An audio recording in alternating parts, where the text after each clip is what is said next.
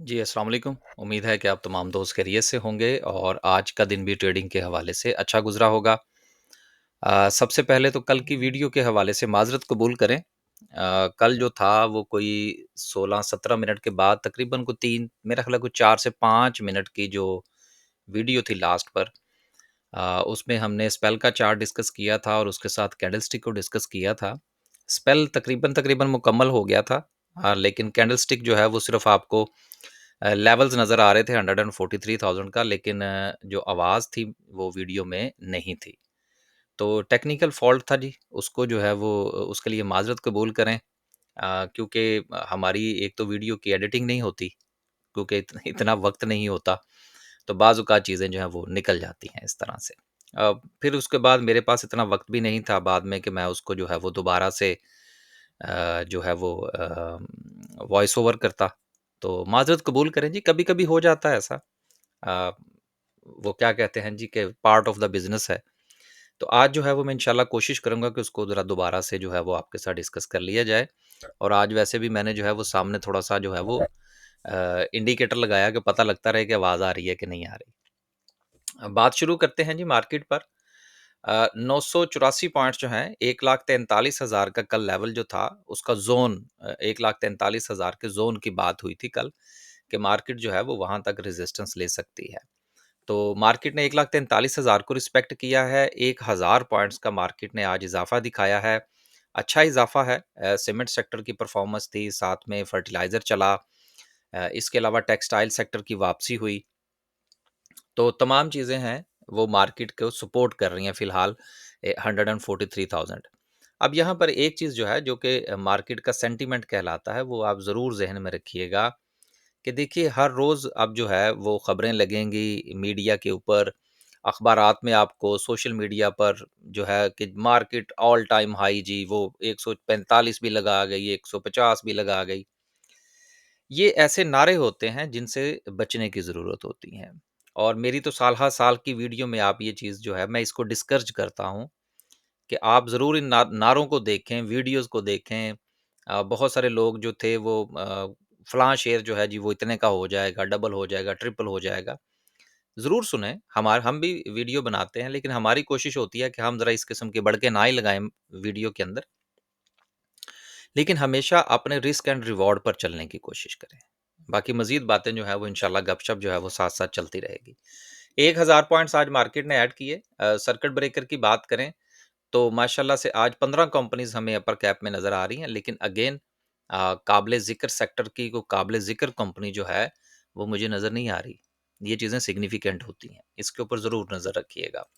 Lower cap की बात करें तो लोअर कैप में कोई ख़ास कंपनी नहीं है। आज हसीब वकास जो था शुगर मिल, वो अपर कैप हुआ था। अब देखें, वो मैंने पहले भी इसके ऊपर 2-3 मर्तबा बात की है कि एक ख़ास तौर पर ये जो होता है ना बायबैक होना, स्प्लिट होना स्टॉक का, या दीगर मामलात जो हैं, इनमें ना इस लालच की वजह से शेयर में ना घुसा करें कि मुझे इसमें से डिविडेंड मिल जाए, मुझे जो है वो इसमें से वो स्टॉक स्प्लिट का फ़ायदा हो जाए। लेवल पे देखें, अगर बात समझ में आ रही है तो चीज़ को बाय करें, नहीं समझ में आ रही तो ना बाय करें। अब हमारा इन्वेस्टमेंट का ग्रुप है ना, तो उसमें हम जहाँ पर समझते हैं कि किसी शेयर में हमें अच्छा प्रॉफ़िट हो रहा है, तो हम उसमें से कुछ ना कुछ क्वांटिटी जो है वो सेल कर देते हैं। देखिए, इन्वेस्टमेंट करने का मतलब होता है कि आप एक अच्छा गेन हासिल कर सकें। मिसाल के तौर पर आपने सोचा एक शेयर को आपने बाय किया, आपने एनालाइज़ किया है कि यार मुझे इसमें से ना 70% का प्रॉफ़िट होना चाहिए। और अगर वो शेयर आपको, और आपने फ़र्ज़ करें उसकी टाइमलाइन ज़हन के अंदर रखी, या एनालिसिस के मुताबिक आपने 5 साल रखी, 2 साल रखी, 3 साल रखी, कुछ भी रखी। यार अगर वो प्रॉफ़िट आपको 3 महीने में मिल जाता है, तो आप उसको एग्ज़ीक्यूट क्यों नहीं करते? ये एक सवाल है। अब मैं तो करवा देता हूँ, कि मैं तो रिकमेंड कर देता हूँ कि भई फलाँ वाला शेयर जो है वो इतना प्रॉफ़िट उसने दे दिया है, आप उसमें से इतनी प्रॉफ़िट टेकिंग कर लें। क्योंकि मार्केट के साथ-साथ अगर आप प्रॉफ़िट टेकिंग करते रहेंगे, कैश आपके साथ आता रहेगा, असल में जो आपकी वेल्थ जनरेट होती है ना, वो पैसा घुमाने से होती है। ये जो एक राय है कि आप एक शेयर को खरीदें और 20 साल ना बेचें, तो चलें फिर इंशाल्लाह अल्लाह ताला की ज़ात ने अगर ज़िंदगी दी, तो 2045 में ज़रूर आपसे पूछेंगे कि 20 साल के बाद जो है वो आपका रिटर्न जो आपने 2025 में शुरू किया था, वो क्या रहा? कभी-कभी इसके ऊपर ज़रूर गौर किया करें। आगे चलते हैं जी और बात करते हैं ओवरऑल सेक्टर वाइज़ क्या सिचुएशन रही आज। सेक्टर में आज फर्टिलाइज़र सेक्टर ने लीड किया। एफएफसी देख हम भी लेके चल रहे हैं, देखते हैं क्या पोज़ीशन बनेगी। कमर्शियल बैंक्स का कमबैक रहा, सीमेंट सेक्टर की परफॉर्मेंस थोड़ी-सी वापस आई। वॉल्यूम जनरेट हुए डीजी खान में, एफसीसीएल बड़ा अच्छा जो था उसमें वॉल्यूम जनरेट हुए।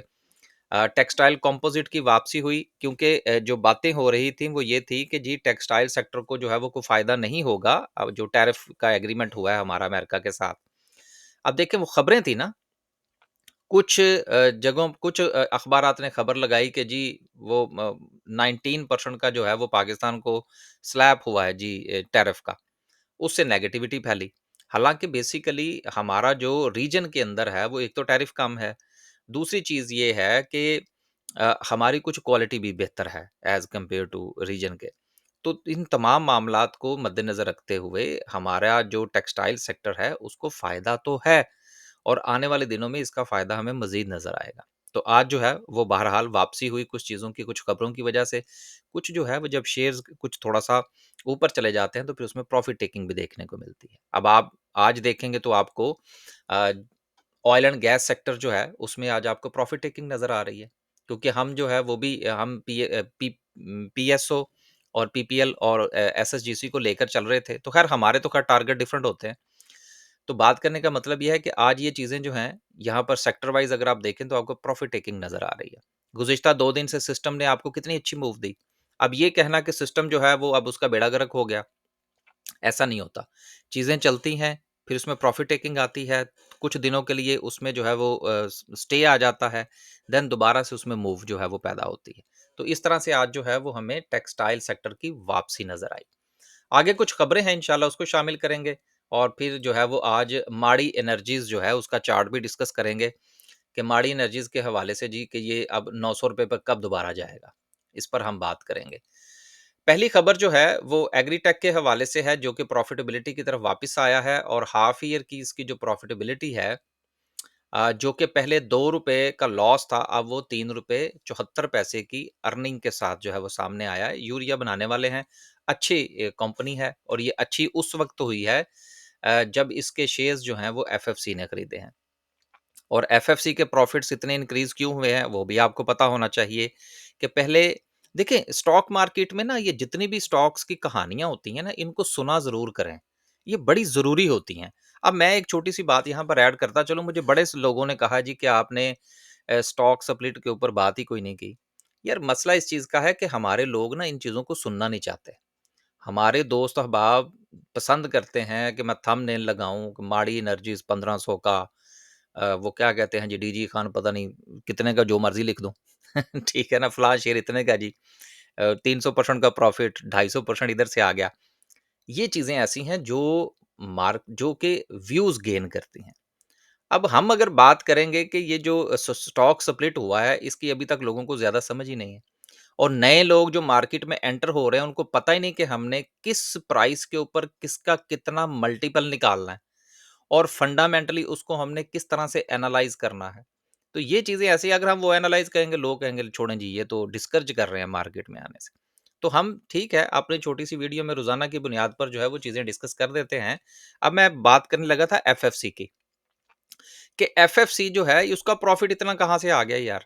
ओ भाई उसमें एफएफबीएल भी मर्ज हुआ है ना। अब ये अगर आपको नहीं पता कि एफएफसी जो है उसमें एफएफबीएल मर्ज हुआ है और 2 कंपनियाँ मिलाकर एक कंपनी बनी है, तो फिर आपको समझ नहीं आएगी। फिर आप जब उसकी हिस्ट्री देखने की तरफ जाएँगे तो आप कहेंगे देखें जी एफएफसी ने जो है वो कितना ग्रो किया है। ये चीज़ें ऐसी हैं जिसका जब आप कोई स्टॉक खरीदें तो उसमें वक़्त लगाएँ, उसको समझें। कि आपने उसको किस लेवल पर बाय करना है और अगर उसकी प्राइस यहाँ तक पहुँची है या उसकी प्रॉफ़िटेबिलिटी यहाँ पर पहुँची है, तो क्यों पहुँची है? इन चीज़ों के ऊपर नज़र रखने की ज़रूरत होती है। तो बात हो रही थी एग्रीटेक की कि इसने अच्छा प्रॉफ़िट दिखाया है। दूसरा जो है अगली खबर जो है वो पाकिस्तान टोबैको की है। इसका भी जो प्रॉफ़िट है वो 30% तक जो है वो राइज़ हुआ है और अगर आने वाले दिनों में हुकूमत जिस तरह से जो स्मगल शुदा जो कारोबार है सिगरेट के हवाले से उसको अगर पिंच करने में कामयाब हो जाती है, जितना ज़्यादा प्रेशर जो है वो स्मगल शुदा सिगरेट्स के ऊपर होगा, उतना ही हमारी जो लोकल मैन्युफैक्चरिंग है उसको फ़ायदा होगा। तो आप ये दोनों चीज़ों को ज़हन में रखें। जैसे ही आपकी जो स्मगलिंग है वो इंक्रीज़ होगी, इनके प्रॉफ़िट्स नीचे चले जाएँगे और जैसे ही स्मगलिंग के ऊपर काबू पाया जाएगा, इनके प्रॉफ़िट्स जो है वो आपको बेहतर होते हुए नज़र आएँगे। अगली खबर जो है वो सीमेंट के हवाले से है, जिसका मैंने परसों-तरसों भी ज़िक्र कर दिया था। लेकिन आज चूँकि ये खबर दोबारा से छपी है, तो मैं इसको ज़रा तफ़सील के साथ आपके साथ डिस्कस कर दूँगा कि सीमेंट सेक्टर जो है उसमें अब जो है वो प्रॉफ़िट्स आने लगे हैं। उसकी कुछ वजूहात में से एक वजह जो है वो तो इनकी सेल्स का इंक्रीज़ है और दूसरा ये है कि जो इन्होंने एनर्जी एफ़िशिएंसी का काम किया, रफ़ली अगर देखा जाए तो लगभग तमाम के तमाम जो हमारे कंपनीज़ हैं, उन्होंने कुछ जो है वो सोलर के हवाले से और दीगर अपने मामलात जो हैं, रिन्यूएबल एनर्जी के हवाले से काम किया है, जिसकी वजह से इनकी प्रॉफ़िटेबिलिटी बढ़ी है।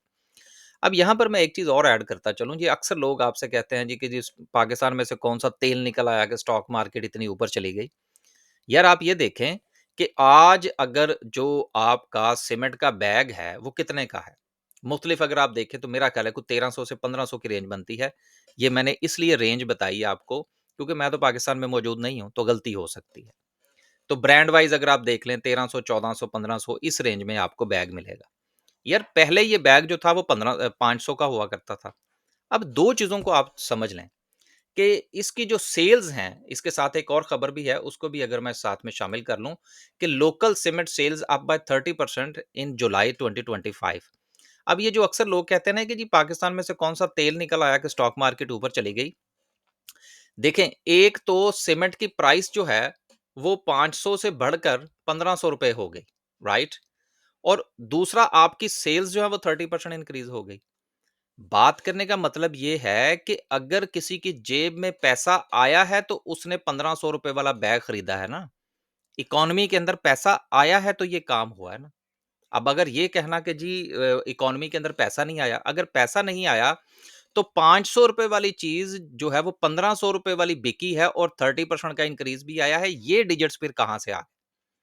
अब अगर तो ये हुकूमती डिजिट हों, तो फिर तो ठीक है, हम कहें जी कि ये झूठ बोला गया है। लेकिन चूँकि जो कंपनीज़ का डाटा है, वो हमें बता रहा है कि सेल्स में भी इंक्रीज़ आया है। ये थी ईपीएस के इंक्रीज़ की, चूँकि सेल्स इंक्रीज़ हुई हैं और उसके साथ इन्होंने अपनी एफिशिएंसी को बेहतर किया है, तो उसकी वजह से इनकी जो सेल्स हैं, उनके इज़ाफ़े की वजह से, एफिशिएंसी की वजह से इनकी ईपीएस इंक्रीज़ हुई है। अब डिविडेंड जो एक्सपेक्ट किया जा रहा है वो एफसीसीएल का ₹2 का डिविडेंड है, लकी का ₹4 का है, पायनियर ₹10 का डिविडेंड दे सकता है, डीजी खान ₹3 का, चिराग सीमेंट ₹5 का। अब ये वो तमाम डाटा है, जिसको अगर आप अपने सामने रखेंगे तो आपको चीज़ें समझ में आएँगी कि इकोनॉमी के अंदर पैसा आया है, यही वजह है कि सेल्स इंक्रीज़ हुई हैं। सेल्स इंक्रीज होने की वजह से प्रॉफिटेबिलिटी बढ़ी है, प्रॉफिटेबिलिटी की वजह से अब आपको डिविडेंड मिलेगा और डिविडेंड की बुनियाद पर ही आपको स्टॉक मार्केट में भी पैसा आता हुआ नजर आ रहा है। तो ये वो तमाम का तमाम सीमेंट सेक्टर का था कि कौन सा जो स्टॉक है वो कितना डिविडेंड दे सकता है। तो आगे चलते हैं जी, ये सीमेंट सेक्टर के हवाले से एक दो चीजें थी। एक खबर जो है वो मैंने ऐड की करनी थी बैंकों के हवाले से। सर्कुलर डेट का खात्मा हुआ, ये तो खैर अब पुरानी बात हो गई ना। अब ये देखिए एक और चीज़ जो है जो कि बैंकों को बिज़नेस मिला है एक्सचेंज कंपनीज़ का। इसमें भी अब छोटी-सी पहले कहानी सुन लें।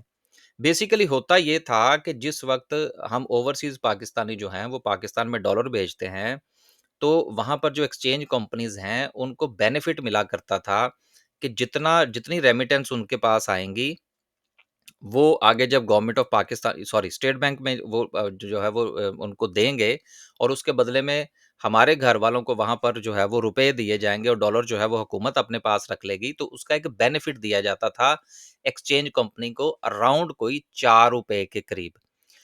आईएमएफ ने इसके ऊपर लगा दी थी पाबंदी कि ये जो है ये इस तरह से काम नहीं होना चाहिए। अब उसके बाद हुकूमत ने डंडा चलाया, एक्सचेंज कंपनीज़ बंद कर दी गई जो प्राइवेट थी। उसके बाद से हमारे डॉलर के ऊपर जो प्रेशर है वो इतना नहीं आ रहा जितना कि माज़ी में था। तो ब्लैक का जो मामला था वो काफ़ी हद तक ख़त्म हुआ ओपन मार्केट के अंदर। अब हुकूमत जो है वो ये चाह रही है कि 30 अरब रुपए की ग्रांट जो है वो दी जा रही है ताकि रेमिटेंस की जो सब्सिडीज़ हैं उसको दोबारा से शुरू किया जा सके। अब ये होगा क्या? बैंकों की दिहाड़ियाँ अब कहाँ से मज़ीद लगने वाली हैं? क्योंकि ये तो आपको पता है कि जितने भी बैंक्स हैं, वो अब सारे के सारे एक्सचेंज कंपनीज का लाइसेंस भी ले चुके हैं कि हम जो यहाँ पर से पैसा भेजेंगे वो बैंकों की एक्सचेंज कंपनीज में ही एक्सचेंज होगा। लिहाजा रेमिटेंस के साथ उनको पर डॉलर जो है वो बेनिफिट भी मिलेगा। अब वो बेनिफिट जो है वो हुकूमत क्या डिसाइड करती है, ये आगे आने वाले दिनों में हमारे सामने आ जाएगा। लेकिन अब बैंकों की दिहाड़ियां दो तरह से लगेंगी। नंबर एक, एक तो एक्सचेंज रेंज में ये दो नंबर ही करेंगे। दो नंबरी से मुराद ये है ना कि जो एक्सचेंज रेट होगा, हमें तो खैर उतना कभी मिला ही नहीं ना बैंकिंग चैनल से जब हम बेचते हैं, लेकिन फिर भी हम बेचते हैं। अब एक तो एक्सचेंज रेट में दो नंबरी से बैंक जो है वो फायदा उठाएंगे। दूसरा ये है कि जितने डॉलर्स जाएंगे वो जाएंगे एक्सचेंज के थ्रू। और एक्सचेंज कंपनीज किन की हैं? बैंकों की। और उसकी जो रेमिटेंस का जो बेनिफिट है वो किन को मिलेगा? पर डॉलर बैंकों को मिलेगा। तो बैंकों के प्रॉफिट्स मजीद बढ़ सकते हैं। ये मैंने बड़ी ही जो है वो अ, आसान तरीके से जो है वो बताने की कोशिश की है कि बैंकों के प्रॉफिट्स एक्सचेंज कंपनीज की वजह से आने वाले दिनों में मजीद बढ़ सकते हैं। आखिर में हमारी जो सर्विसेज हैं, जिसमें हमारी Just तमाम one की तमाम smart, सर्विसेज, चाहे वो स्टॉक के हवाले से हों, या आपने अपना पोर्टफोलियो डिस्कस करना हो, या इसके साथ जो है वो focused, आप intentional अपना trade each day. That's how sorry, smart आप जो है वो traders स्टॉक win. मार्केट में अकाउंट ओपन करवाना चाहते हो, ये तमाम की तमाम सर्विसेज की जो डिटेल्स हैं, ये वीडियो की डिस्क्रिप्शन में मौजूद हैं, कॉन्टैक्ट नंबर्स मौजूद हैं। अगर आप राब्ता करना चाहें तो कर सकते हैं। अब चलते हैं जी वापस और डिस्कस करते हैं आज की कैंडल को। वीडियो आज फिर बहुत लंबी हो गई है, लेकिन उम्मीद है कि चलता रहेगा सिलसिला। अच्छा, पहले ना मैं ज़रा कल का स्पेल का चार्ट आपके साथ डिस्कस कर दूँ, 1 मिनट के लिए। कल जो था वो मैंने आपसे ये गुज़ारिश की थी कि लोगों का ये कहना कि जी हम स्पेल में फँस गए हैं, फँसने वाली बात मुझे तो समझ में नहीं आ रही। मार ये जो है ऑलरेडी अपना ट्रिपल टॉप जो है वो बना के अभी नीचे आया है। तो कल मैंने आपसे ये गुज़ारिश की थी कि छोटे टाइम फ्रेम के ऊपर इसने अपनी ट्रेंड लाइन को ब्रेक कर दिया है, लेकिन अभी भी ये अपनी सपोर्ट पर है। तो हमने तो आज इसमें ट्रेड की और हमने तो पैसे बनाए हैं। और साथ में मैंने ये गुज़ारिश की थी कि जब तक जो है ये इसके ऊपर ट्रेड कर रहा है, तब तक इसका ट्रेंड जो है वो नेगेटिव नहीं होगा। हाँ, अगर ये अपनी सपोर्ट ब्रेक कर देता है, तो फिर छोटे टाइम फ्रेम के ऊपर इसका नेगेटिव ट्रेंड स्टार्ट हो जाएगा। लेकिन आज इसने यहाँ से रिकवरी दी, हमने भी इसने में ट्रेड किया। अभी हम इसको कीप कर रहे हैं, देखेंगे कि क्या सूरत-ए-हाल बनती है। ये मैं अपने ग्रुप वालों को भी जो है वो अक्सर ये बात कहता रहता हूँ कि मार्केट की रियलिटी के साथ चलें। एक शेयर जो है वो अगर यहाँ से अ, अगर एक शेयर जो है वो यहाँ से उठता है 35 रुपए से और वो 50 रुपए से पे चला जाता है, तो यार वो 35 पे वापस क्यों नहीं आ सकता? इसको तो आप इस हकीकत को तो तस्लीम कर लें। जब तस्लीम करेंगे तो पैसे बनेंगे। तो अगेन अब जो है अभी भी ये देखें, ये ट्रेंड लाइन जो है ये इसकी रेजिस्टेंस है। तो जब तक ये ट्रेंड लाइन में वापस नहीं जाता, यकीनन इसका जो अप ट्रेंड है वो बहाल नहीं होगा और ये साइडवेज रहेगा। तो ये इसके ऊपर नजर रखिएगा। साथ हम डिस्कस करते हैं जी माड़ी एनर्जीज को। आज लगता है आधे घंटे की वीडियो बन जाएगी। माड़ी के हवाले से लोगों का ये पूछना है जी कि माड़ी जो है वो 900 रुपए पर दोबारा कब जाएगा? यार देखें, बात ये है कि लोग ना पैनिक बड़ी जल्दी कर जाते हैं। दूसरी बात ये है कि यूट्यूब की वीडियो देख-देख के ना तो वो इम्प्रेस बड़ा हो जाते हैं। मुझे अगर वो वीडियो मिल गई ना कि जब ये 900 रुपए पर गया था, तो मैंने वीडियो में बाकायदा कहा था कि जी हम तो इसमें से एग्ज़िट कर गए हैं। अब जिस-जिस के पास है वो अपना-अपना फैसला करे।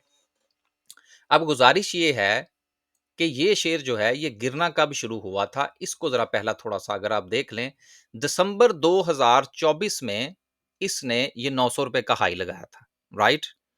और देन ये गिरता-गिरता जो है ये पहुँचा रफली, चलें यहाँ तक देख लें अगर हम थोड़ा-सा आइडिया हो जाए, तो इसने डबल टॉप लगाया मई के महीने के अंदर। तकरीबन 5 महीने का सफ़र जो है, वो इसने तय किया, यहाँ पर एक डबल बॉटम इसने लगाया। अब यार 5 महीने अगर इसने यहाँ पर लगाया एक बॉटम, फिर इसने यहाँ पर डबल बॉटम लगाया है, तो इसको कम से कम 1 साल का टाइम तो दें ना ऊपर जाने के लिए।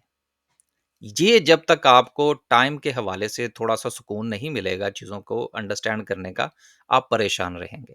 तो 900 रुपए पर क्यों नहीं जाएगा यार? लेकिन सवाल ये पैदा होता है कि इतना जल्द नहीं जाएगा। अब देखना ये है कि आपने उसकी मूव से कमाना होता है। अब राइट एट द मोमेंट अगर आप देखें तो ये 600 से लेकर 660 के दरमियान ट्रेड कर रहा है, गुज़िश्ता काफ़ी जो है वो दिनों से। और इसमें मुसलसल जो है ये साइडवेज होकर ये कंसोलिडेशन कर रहा है।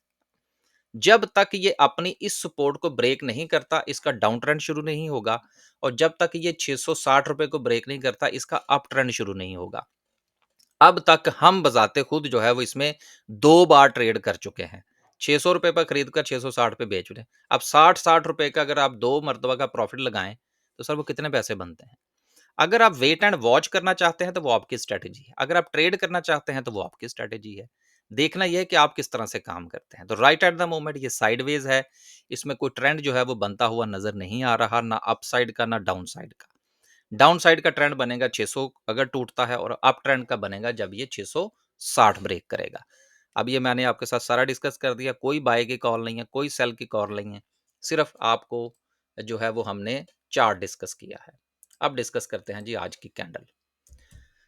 बंदा थक जाता है यार ऐसे 15-20 मिनट की वीडियो बनाते बनाते। अच्छा जी, कल जो था वो हमने आपसे जो गुजारिश की थी वो जोन डिस्कस किया था, जो कि 143,000 का था।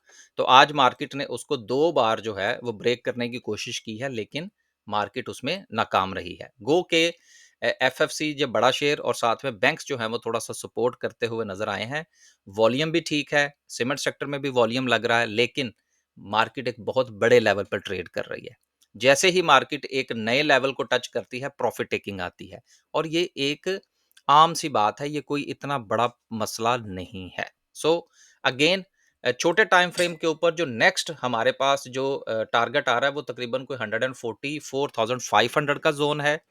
लेकिन इस वक्त चूंकि मार्केट जो है वो 2 मर्तबा 143 को टच करके आ चुकी है, लिहाजा कल के लिए बेहतर यह है कि इस जोन के ब्रेक होने का इंतजार किया जाए और स्टॉप लॉस जो है वो इसके नीचे लिया जाए। लेकिन अगर जो है वो मार्केट यहीं पर जो चूंकि डबल टॉप बना चुकी है छोटे टाइम फ्रेम के ऊपर, तो आपकी जो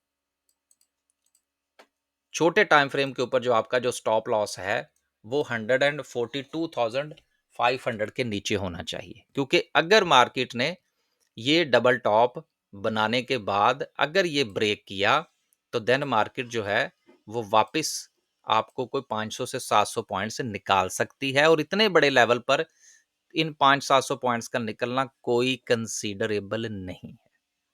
उम्मीद है कि कैंडलस्टिक के हवाले से भी बात जो है वो मुकम्मल हो गई होगी। खुश रहें, आबाद रहें, अपने पोर्टफोलियो का ख्याल रखें, हमारे वीडियो देखें, हमारे दोस्तों की वीडियो देखें। अगर आपने वीडियो देख कर मार्केट में एंट्री करनी है तो ना करें, जब तक कि आपको अंडरस्टैंडिंग नहीं है, और अंडरस्टैंडिंग लेनी है तो यकीनन उसके लिए आपको मार्केट में टाइम लगाना पड़ेगा। इजाजत दीजिए जी, अल्लाह हाफिज।